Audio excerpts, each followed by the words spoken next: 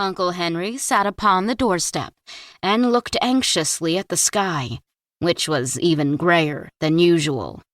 Dorothy stood in the door with Toto in her arms and looked at the sky, too. Aunt Em was washing the dishes. From the far north, they heard a low wail of the wind, and Uncle Henry and Dorothy could see where the long grass bowed in waves before the coming storm. There now came a sharp whistling in the air from the south, and as they turned their eyes that way, they saw ripples in the grass coming from that direction also. Suddenly, Uncle Henry stood up. "There's a cyclone coming, Em," he called to his wife. "I'll go look after the stock."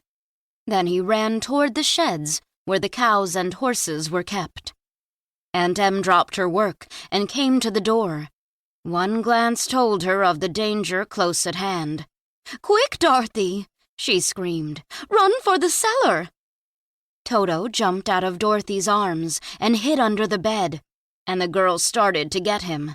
Aunt Em, badly frightened, threw open the trap door in the floor and climbed down the ladder into the small, dark hole. Dorothy caught Toto at last and started to follow her aunt.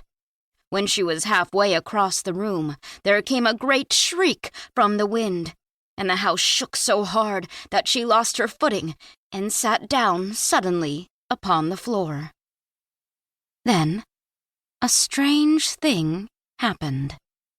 The house whirled around 2 or 3 times and rose slowly through the air.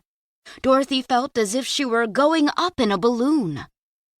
The north and south winds met where the house stood and made it the exact center of the cyclone.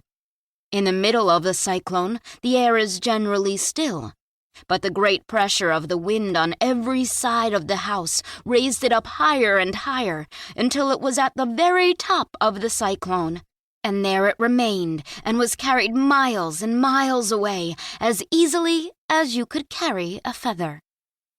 It was very dark, and the wind howled horribly around her, but Dorothy found she was riding quite easily.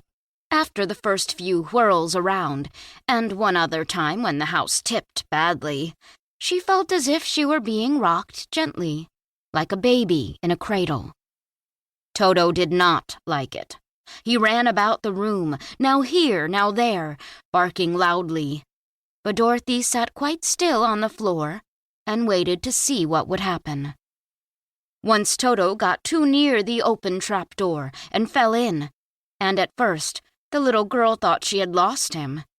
But soon she saw one of his ears sticking up through the hole, for the strong pressure of the air was keeping him up so that he could not fall. She crept to the hole, caught Toto by the ear, and dragged him into the room again, afterward closing the trapdoor so that no more accidents could happen. Hour after hour passed away, and slowly Dorothy got over her fright. But she felt quite lonely, and the wind shrieked so loudly all about her that she nearly became deaf. At first, she had wondered if she would be dashed to pieces when the house fell again.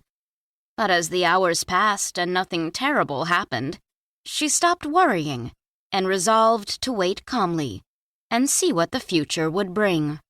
At last, she crawled over the swaying floor to her bed and lay down upon it, and Toto followed and lay down beside her. In spite of the swaying of the house and the wailing of the wind, Dorothy soon closed her eyes and fell fast asleep. Chapter 2. The Council with the Munchkins. She was awakened by a shock so sudden and severe that if Dorothy had not been lying on the soft bed, she might have been hurt.